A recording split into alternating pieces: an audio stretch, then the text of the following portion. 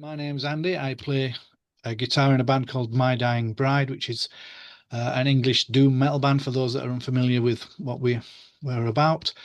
And we're about to come to Australia, amongst a few other places, Japan and China, very soon, at the sort of 10th, around the 10th of September, for the first time in our 35-year sort of career or existence, or whatever you want to call it. So we're all really quite excited about that, and some of us are still in shock that it's finally happening, and some of us are still shocked that it's happening at all. But there we are. So yeah, it's interesting times. Something's going on, somebody said. As they A did. minute ago. Thanks for Yeah. joining us, mate. My Dying Bride hit Australia for the first time ever this month for two special shows. Firstly, at the Metro in Sydney on September 16, before hitting the Northcote Theatre in Melbourne the following night. Like, it's not far off, bro. Are you packed and ready to go? Oddly enough, I'm more packed than you might think, which is surprising, and I'm not entirely sure why that is. I think it's mild panic attacks, that because I mean, we've done decent distance, if you will, shows before, but nothing quite like this. I mean, really nothing. This will be very unique for everybody in this band. No one's been quite this far away from home and that kind of thing. So I'm not quite fully packed just yet. And if I was, I'd probably unpack it and repack it to check, some kind of like that. But no, not completely, but closer than I'm a little bit more prepared than I like to think, but it's just making me nervy now thinking about it. I'll have to check Sorry. No, it means that much to us. You know, we're really sort of I don't know how to describe it. I mean, we get excited in front of shows and nervous as that, but this is different. It feels very different. We're really looking forward to these. No, you sort of touched on this before, bro, but it is your first ever time coming out here. So the big question is, why or how have you managed to neglect us for 35 years? Uh, I don't have a clear or a crystal clear answer to that. But the closest I can come to any semblance of truth is we all work for not well, as I just mentioned a second ago, we all and the rest of the band are no different. They all have very serious jobs that obviously we've got to keep hold of. And I can only assume that our mixture of wanting to do shows but closer has always got in the way of risking, if you will, or committing to all of these shows like we are doing now. And I think what happened was we've had some bad news recently, and the band's in a little bit of turmoil, as most people who know about us will probably know. And we just decided, you know what, let's just fucking do it. Let's put all the other shows that we had penciled in on the sidelines and those kind of things without upsetting anybody, no cancellations, and just do and concentrate. And everybody just put their mind to, we want to go to Australia, we want to go to Japan. China just fell in the mix, and Korea fell in the mix as well. And it was one of those, well, why not? Let's just, we may never get another chance. Who knows, and it's not because we don't want to go, and it's not because there's no interest. It's just that we have to balance that against our working lives as well. And I can only think it's that, because it's not the lack of promoters with serious offers. Australia's always been, very professionally interested, let's call it. The same for Japan. I'm not so sure about China though. That one was a bit of a surprise. But it's the band's sort of appetite for the risk to come out there, because once we do these shows, that's us finished. You know what I mean? That we're all back to work, and no one's going on holiday ever again until next year. That sounds so morbid. Well, it's certainly not rock and roll, is it? No, you don't get Motley Crue saying that. You don't get them telling the truth like you started though. So, but, I mean, that's the truth of it. You know what I mean?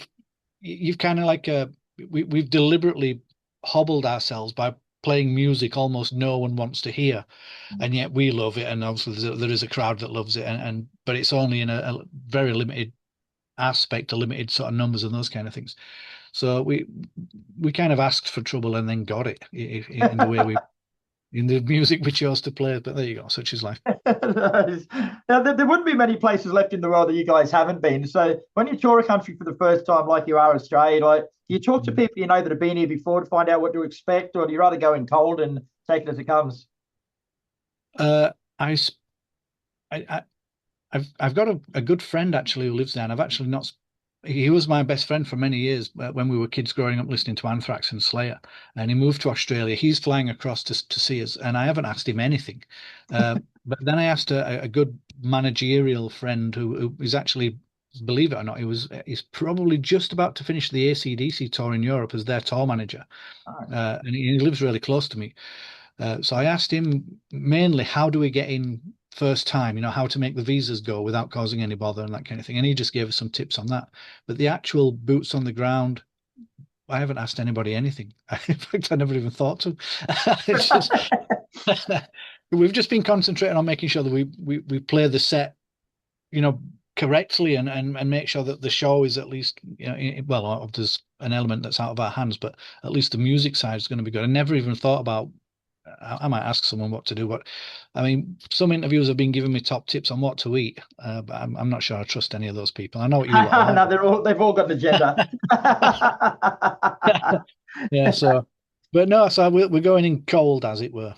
Oh, nice. And what are you actually expecting from Australian crowds, mate? Like, we got a reputation for being a little bit crazy over here.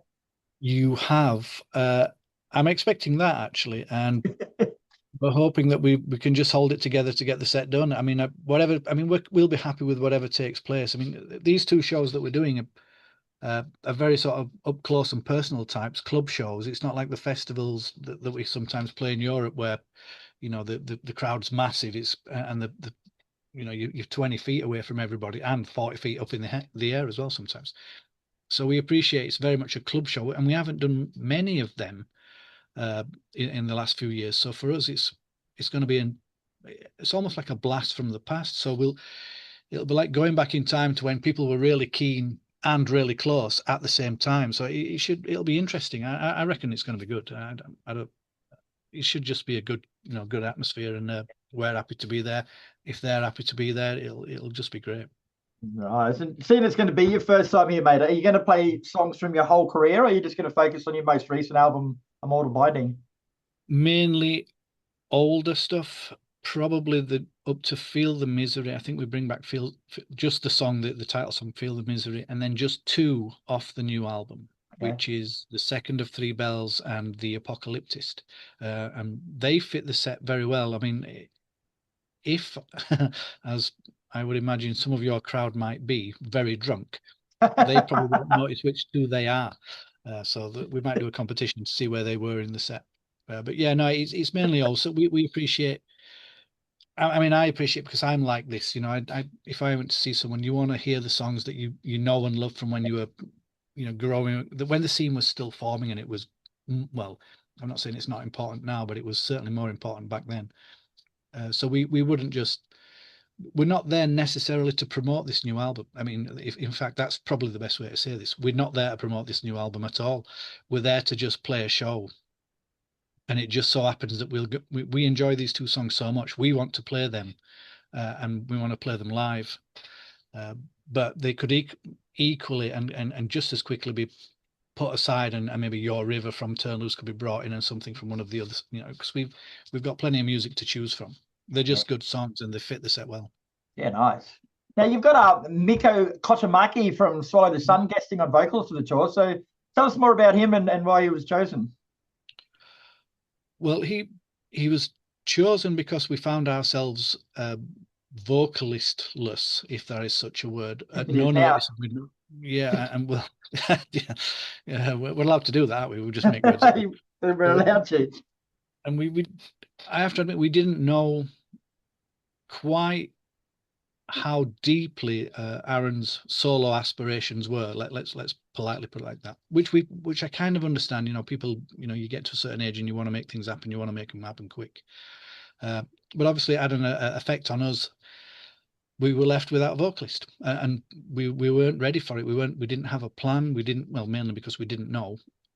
So we quickly we found ourselves in disarray. And I'll try to be brief, but we were sort of shocked at this.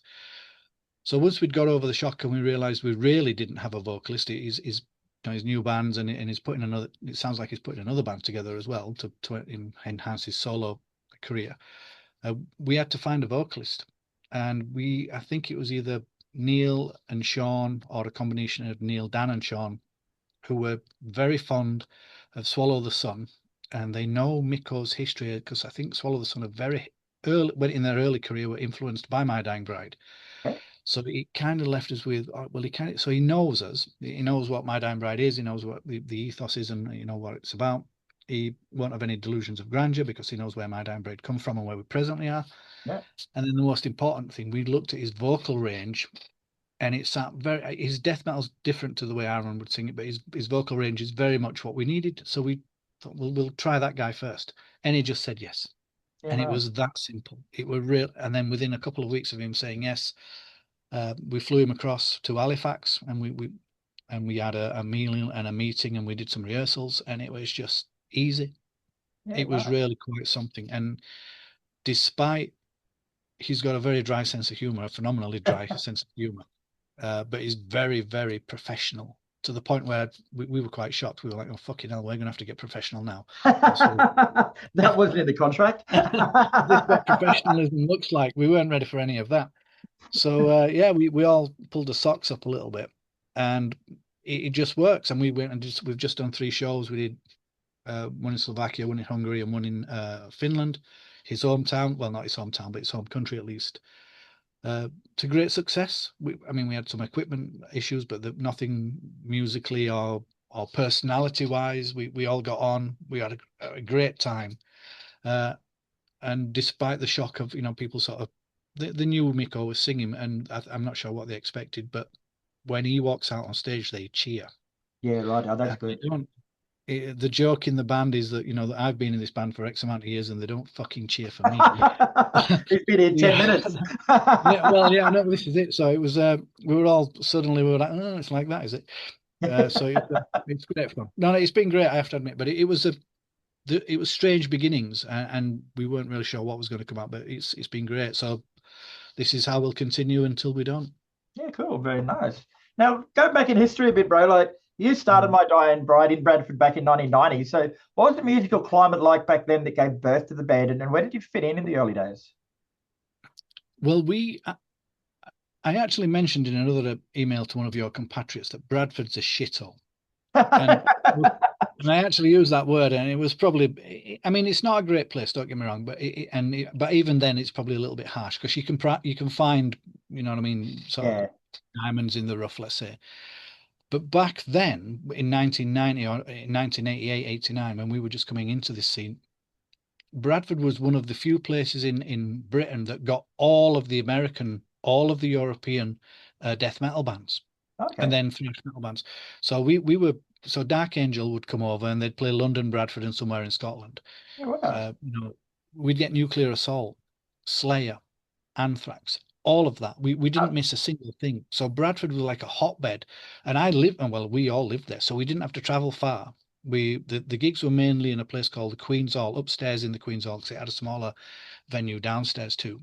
And we'd get all sorts. We had the Bolt Throws with Napalm Death, Carcass, everybody. And we never missed anybody. It was just phenomenal. Entombed, when they first came over, we saw them at Queen's Hall. Me and Calvin, the original guitarist from years ago, were talking to them, trying to get their plectrums off them, which then turned out to be simple Jim Dunlop 1 mil plectrums. They weren't even entombed ones, we've got, but we were kids, we were just keen, like, man alive, it's entombed, we were just listening to the Left Hand Path. And Deicide came, and then the Sacred Right came, and then Morbid Angel came, and it's like we had fucking everybody. So for us, it was beautiful. It really was, and it was easy because it was right on his doorstep. I could walk to these venues from where I lived, and then walk home. So joining or starting an heavy metal band, everybody was at it. You know what I mean? So there was loads of us. So for us, we were kind of, I won't say spoiled. It wasn't easy, but it was easier in retrospect, because we had places to play and we had people to play too. Yeah, right. So when we teamed up with, there was a band from London called Decomposed. We used to play with them. There was a band, I think they're from Wales, called Impaler or something. We played with them, and we played with Anathema, and we played with a band called Malediction, who are still going right now. And we played with all these, underground bands, and some of us broke through and some of us didn't.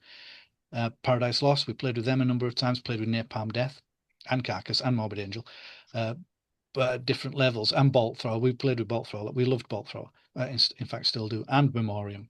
So there was nothing, you know what I mean? That's, if you listen to the list, we had it on, we were on easy street back then. We really were. And today those venues have all gone. Yeah. Playing gigs in Bradford is not quite the same. It still has the essence. You can sense the not the heartbeat as it had, but the sort of The people pulse. sense it had the Yeah. heart. Yeah. And they're kind of reliving some of that sometimes. But we back then, I have to admit, it was well, it looks like it was easy now when I've just spelled it out like that, but it didn't feel easy at the time. But it's certainly easier than what I would imagine modern bands, if you were to start now, you wouldn't have the same ride we had. Because we, like I said, every metal band that came through, European or otherwise, the Americans particularly, all came and just played at Queen's Hall, and you could get in. It was just an amazing time. I mean, really badly missed. Yeah, Sounds for like a those real who, shithole, mate.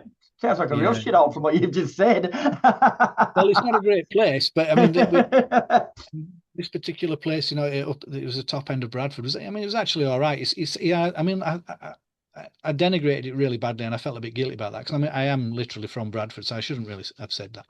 So, if Bradford anybody watches, people, you rock. yeah, that's my apology there. I'm not saying it again. Once you get it once. There you go. You've gone on to be widely regarded as pioneers of doom metal, but what was your Mm. early vision in regards to your music, and how has it changed since? I don't think the vision's changed since, but originally the overriding feeling we had is when we thought, or we tried to be, and this is rather pompous, I suppose, of us. We were big fans of Celtic Frost, right? Up until Cold Lake, and we've spoke to Tom about that. We've had words with him about that record, uh, and we loved that eclectic sort of approach and the absolute no holds barred. That we're going to do something like this, and we're just going to do something like this, and we liked that. But we sort of thought we can be better at that, and we can be better. I mean, we weren't, but we thought we were. I call it confident naivety, which we were full of back then when we were kids. So we tried to be death metal, but with a more polished and poetic and English attitude to it. We couldn't be Deicide. We didn't have their teeth, and we couldn't be Morbid Angel, and we weren't quite like Carcass, and we weren't as polished as Candlemass. But as a mixture of them all, we could bring our version of professionalism. We tried to be professional, even though we were stupid kids, but we tried. And we've always, particularly after the Iron Maiden tour that we did, when we watched how they operate, we really fine-tuned, as because we were stupid kids up until that point. And then I think all we've tried to be is not necessarily deliberately avant-garde, because people can out-weird us now. There's lots more bands playing stranger music than we did, but we always tried to push the boundaries, but still keep it in the realm of heavy metal. It had to be some form of, well, whatever it was, but says metal at the end. It was never meant to be anything else. And I think that stuck with us. We still tried that, but in the early days we didn't really.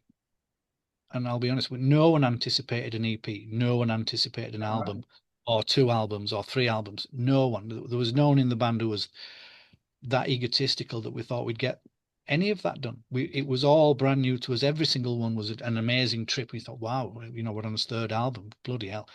No one thought that was coming. And to be still doing it, I mean, I'm beginning to feel it. But it still excites me in the right way. But the ethos is same. Just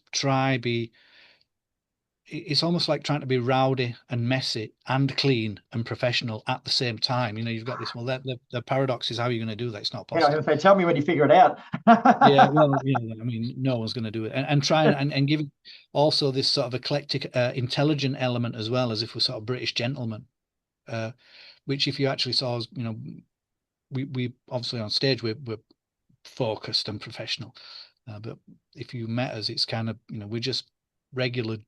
You can probably sense that from me now. We're just regular guys and girls. There's nothing overly pretentious about us. But the music, when that starts, that changes something inside us, and we become slightly different while it's playing, and then back to normal when it stops.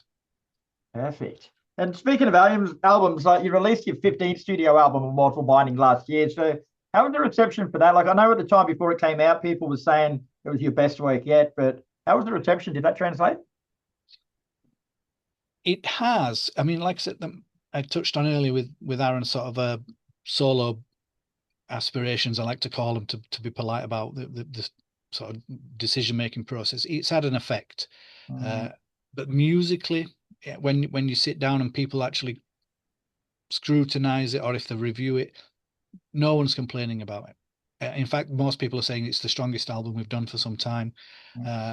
Even better than Ghost of Orion, which was most people thought that was a pretty strong record. This one, musically, but I think the discord that's sort of surrounding it at the moment has kind of soured it a little bit. But overall, from a musical point of view, I don't think anybody's.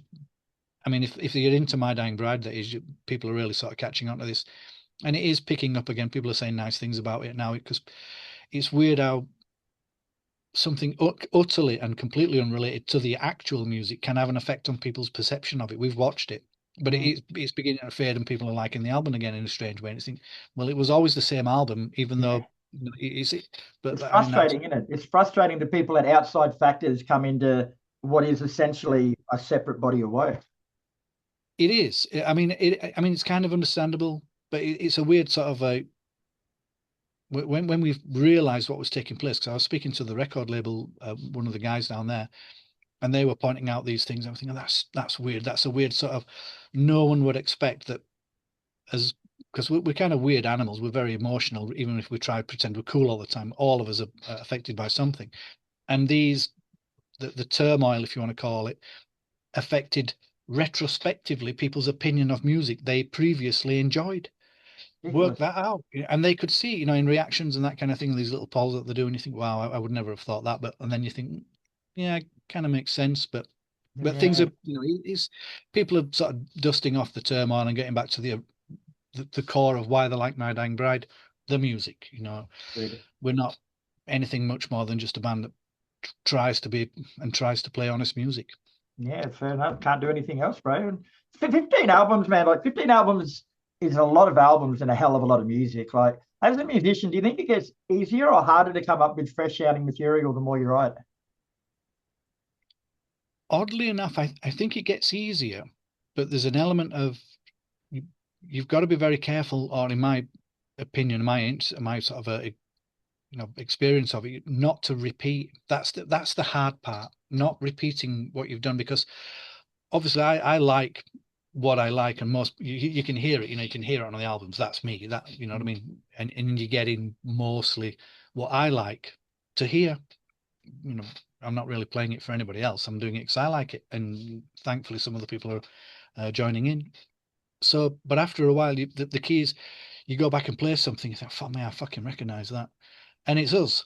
Or and you've got to really think, "Oh well, we can't do that again. We need to rethink them." And that's the hard part. The ideas keep flowing, but am I repeating myself now? Am I, that's the tricky part. But the writing the actual, I find it's really easy, and I've got so many ideas and so many different things to keep going, and ideas to push when we start writing again. Well, in fact, we've started writing again, but we're having a break at the moment while we rehearse just the shows. Yeah. So I'd say overall the trickiest part is ensuring it stays relatively fresh, but also not so obviously MDB that it's stuff you're not regurgitating stuff that you've already done. That's the hard part. Yeah, it would be. But I mean, let's face it, the world's not bereft of misery to take inspiration from, is it? It's full of, Just got to go you know, outside, open your front door. fuck, so you don't have to go far for any kind of real inspiration, just wake up, that'll do. We mentioned earlier, mate, that you're only going to be playing shows in Sydney and Melbourne. Now, Australia's a big place, mate, so there's going to be a lot of Yes. people having to come from interstate to watch you play. But just say someone's still sitting on the fence about paying for that airfare and getting that hotel room, like, why should they travel to see you? Yeah, I don't have an answer for that, because I'm not really a salesman. I mean, and the people promoting this are probably kicking themselves now. Who's this clown? Can't we get someone else on? I would, if I was on the fence, and all right, because I appreciate finances are probably, I mean, they're tough for everybody, and I get that. So, but there's a good chance this might be. I mean, I won't go into my esoteric. If we meet on in Australia, I'll tell you what I was about to say at this point. Yep. But I reckon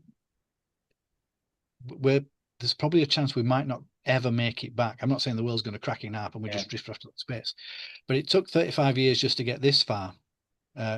So I would edge my bets if I was one of those guys on the fence. I'm thinking, well, what are the chances of MDB coming again? It's slim, right? Let's just say it's slim. So I better make a move here. But I can't convince anybody. I was like, oh yeah, if you come and see us, it's going to be the best thing.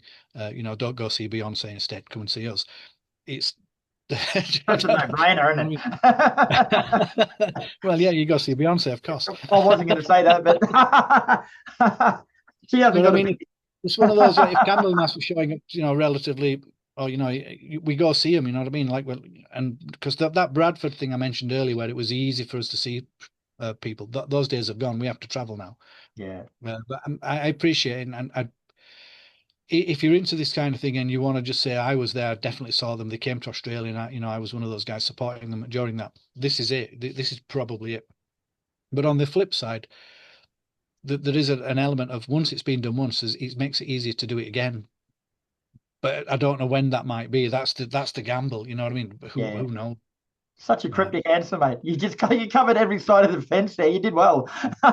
You are a salesman. I managed to stay on the fence as well. I didn't commit to any side. You are a salesman. Fantastic. All right, man. Thanks for your time, Andrew. It's been an absolute pleasure speaking to you, mate. Thank you very much. I Die Brighter here, September 16, 17, Sydney and Melbourne only. Andrew's not going to tell you to get a flight, but I'm going to tell you to get a flight because it sounds like it's going to be fucking awesome. Yeah. Well, thank you very much. I'm sure I really am looking forward to these. I'm sure they're going to be great.